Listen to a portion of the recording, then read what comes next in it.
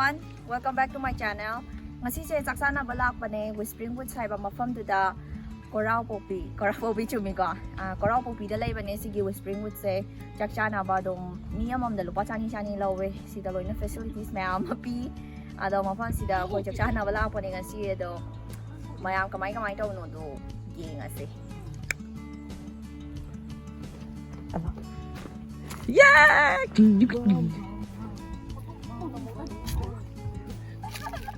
All the choices you made, did you make them again? Dễ dầu ra. Wow.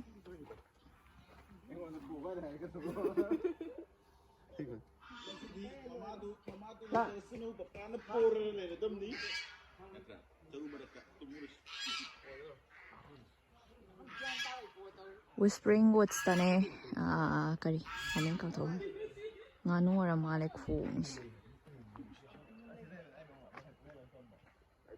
hero mayam wow phazai ne camera manung da di phazai adu khoi su lon no ya khoi dum su wate khoi pak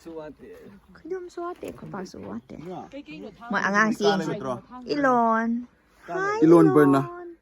Damui Ilon Junior. Damui gi macha ni macha.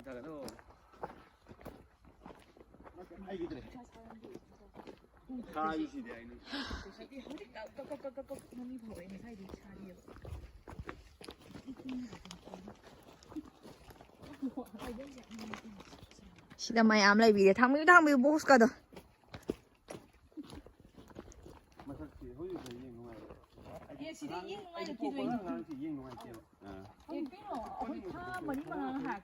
Tàu chưa? Ôi, chumi.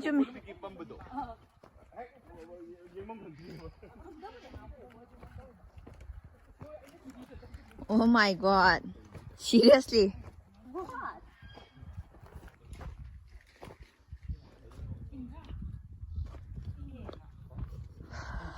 Mai tio.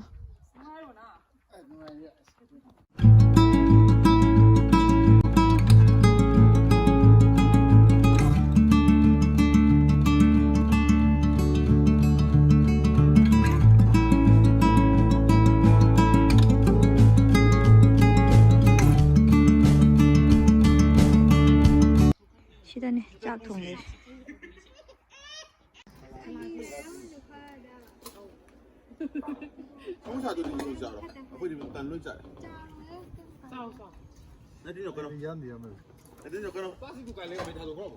Maya mình sang xem mi nó ba dùng piso khôi em ta khai rồi gọi nó mà nôm xem mà vẫn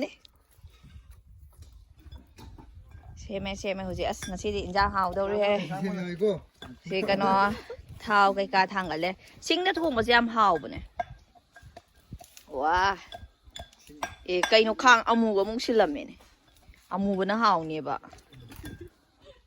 ở đây khôi party da pichu gì ao đi này đặc tôi này xí đó na giác thùng này 시다나 짝통에 ingye haidi u marak to bagi u ngang thau jang ke benung sa ju fajana thok tri hoje pung trama tu ta sala awani nung sa ju thok te aduna khara di ingye hai batare shi ta ba myam si mi myama sta sin lang na honari ingye ado nung sa thola su nung sa phang da ba du gi da sige samaroi kiyomo oh my god cute ko oi se wow Hi loy naman nungay bro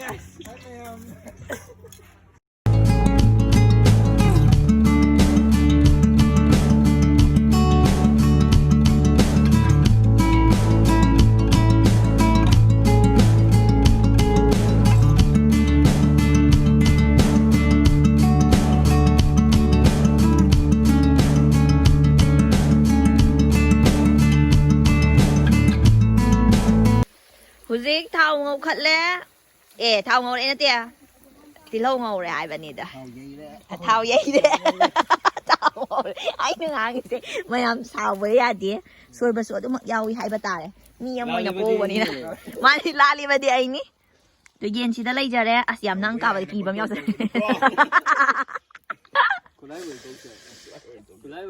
thôi gì à sinh đã thùng bài gì hảo background út ra kìa mi gì à mẹ coi mi mày ama chị đã xem nó khoa ta tu chị cha nằm ở chỗ gì mà bố mày à tu chị đi học vào tàu mà lấy mà bố mày cha ăn đó cái tàu mà tàu thông bí yes này đấy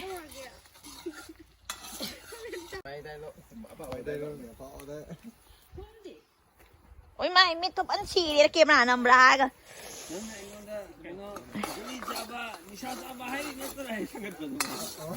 hậu đâu đấy quay lên nè khôi xiên anh chị đi quay lên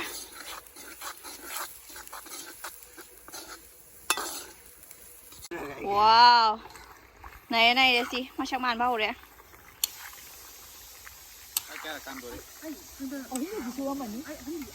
wow chị đi hào rồi nè một đàn thùng chị đi hào rồi nè này đấy hay lúc bụng nó trôi xẻ wow xong nói hào rồi bố hào đấy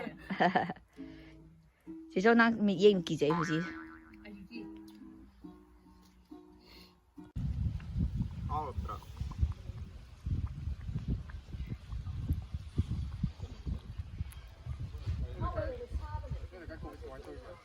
cô bị căng lấy tiếng cái này nó cho căng điệu đi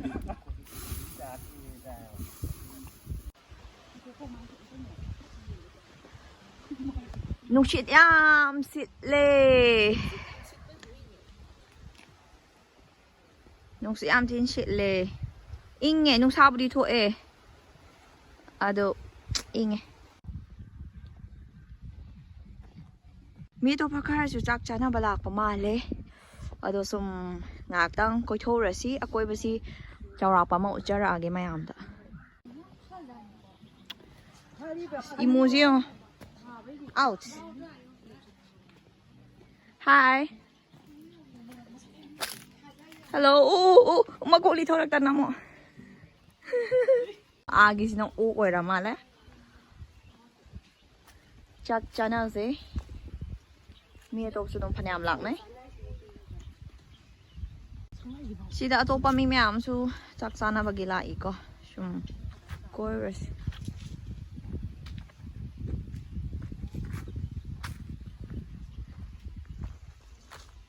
sum mi myam su lai re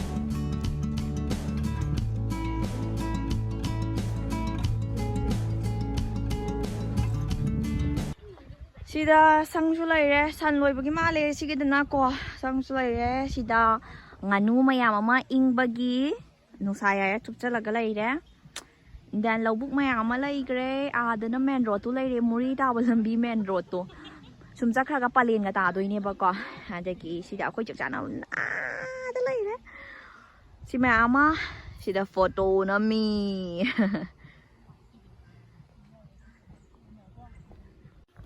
akoy je some round chalo do hale to si dani akoy na saksana ri sina saksana mo suppose si mai na mga tarok kumbale oh sinong mayam si chapa kha nuai ti khong sleep chat ke tho ya se to mayam asida lai ura pa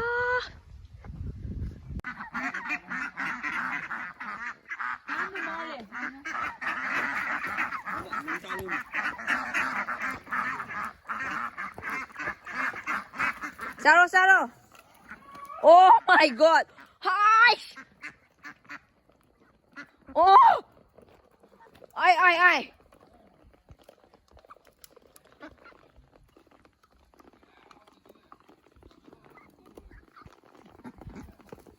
Chị Sô.